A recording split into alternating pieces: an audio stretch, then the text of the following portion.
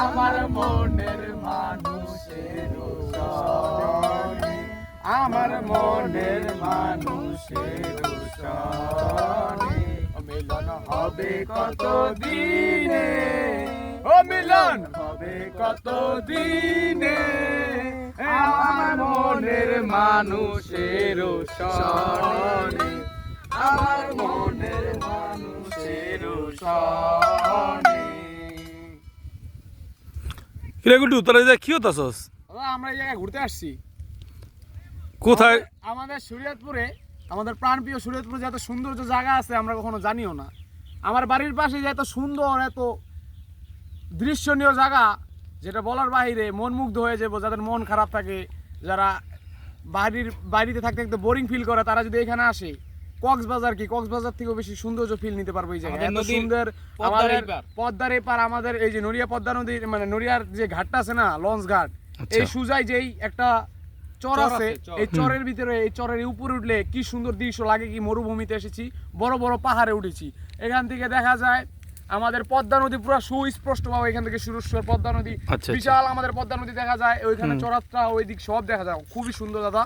এখানে যারা ঘুরতে আসবেন মন মুগ্ধ হয়ে যাবেন। আপনারা দেখে বলবেন যে আমাদের শরীয়তপুরে যে এত সুন্দর সুন্দর দৃশ্যনীয় জায়গা আছে, যেগুলো বলার বাহিরে। আচ্ছা, জায়গাটা কেমন দিব, ঠিকানাটা বলে দাও। লোকেশন হচ্ছে গিয়ে এখান থেকে সুজা নড়িয়া লঞ্চ ঘাট আসবেন। নড়িয়া লঞ্চ ঘাট থেকে একটা নৌকা বা একটা ট্রলারে করে সুজা আসবেন। আসলে এখানে নড়িয়া লঞ্চ ঘাট আসলেই আপনারা এই চরটা দেখতে পারবেন। সেই সুজাসুজি চর আসলেই ঘুরতে পারবেন। আচ্ছা, তাই এখানে কি রাতে থাকার কোনো সিস্টেম আছে না? এখানে খুবই রিস্কি বিষয়, কারণ হইতেছে এখানে অনেক মানুষজন যাওয়া আসা করে, খারাপ ভালো মন্দ সব জায়গায় আছে। যেহেতু এটা একটা বন জঙ্গলের মতো, মরুভূমির মতো, এখানে রাত্রে জায়গাটা খুবই রিস্কি বিষয়। যে দিনে আসবো, দেখা যাইতেছে দিনে 3 ঘন্টার মতো টাইম নিয়ে আসবো, ঘুরবো ফিরবো, খাওয়া দাওয়া করলে খাওয়া দাওয়া করবো, দেন আবার এখান থেকে চলে যাই। খাবার দাবার তো সাথে করে নিয়ে আসতে হবে, ঠিক না? খাবার দাবার সাথে করে নিয়ে আসতে হবে। এমনকি আছে এখানে তারা যদি বিরিয়ানি টিরিয়ানি পাকায় খাইতে পারবে, ওরকম ব্যবস্থা করে যদি নিয়ে আসে, তারা আইটেম টাইটেম সব যদি। আমি দেখছিলাম আসার সময় যে অনেক পুরানো, মানে খেয়ার কুড়া অনেক শুকিয়ে রয়েছে, এখান থেকে মানে ওগুলো সংগ্রহ করার পরে পাকঠাক করা যাবে না? এখানে কোনো মানে গ্যাস টেসের কোনো ব্যবস্থা দরকার নেই। আপনার শুধু একটা চুলার ব্যবস্থা করতে হইব। চুলা না হলেও কয়েকটা ইট পাটকেলের দরকার আছে। ইট পাটকেল আর কয়েকটা ভান্ডবাসী নিয়ে আসলে, মানে হাড়ি পাতিল নিয়ে আসলে ওইগুলোতে রান্না করা।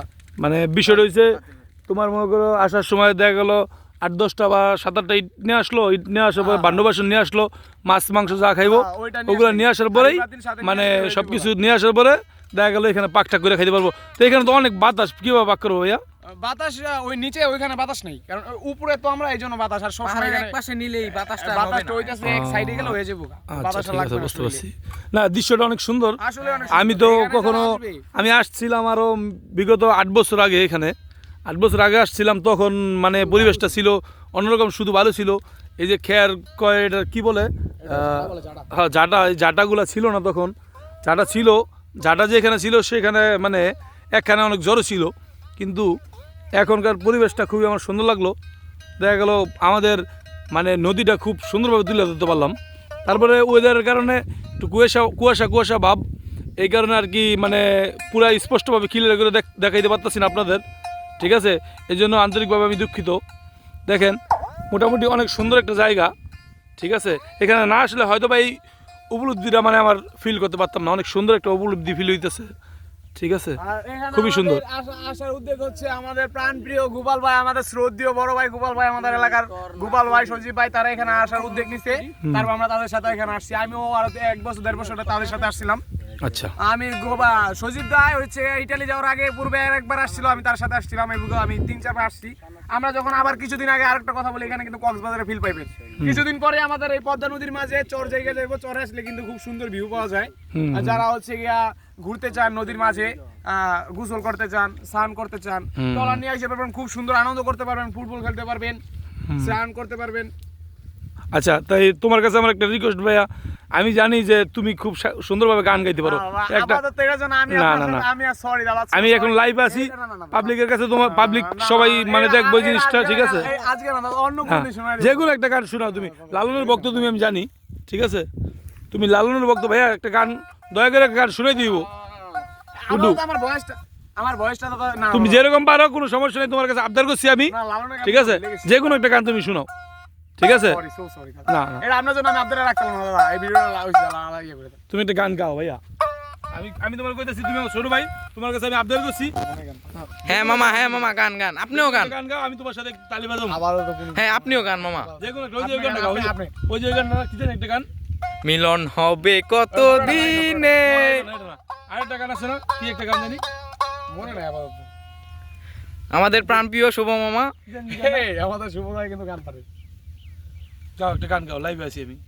ধর্মীয় গান গে, হ্যাঁ। যে কোনো একটা গান গাও তুমি।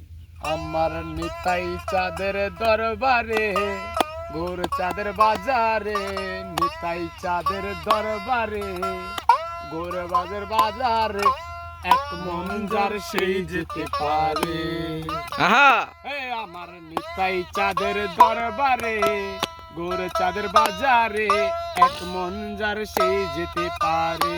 আহা এ আবার দমন হলে পড়বি পারে, খেপামন দমন হলে পড়বি পারে, ওরে পারবি না পারে যেতে, এক মন যার সেই যেতে পারে। আমার নিতাই চাঁদের দরবারে, গোর চাঁদের বাজারে, এক মন যার সেই যেতে পারে। ধন্যবাদ, গুড।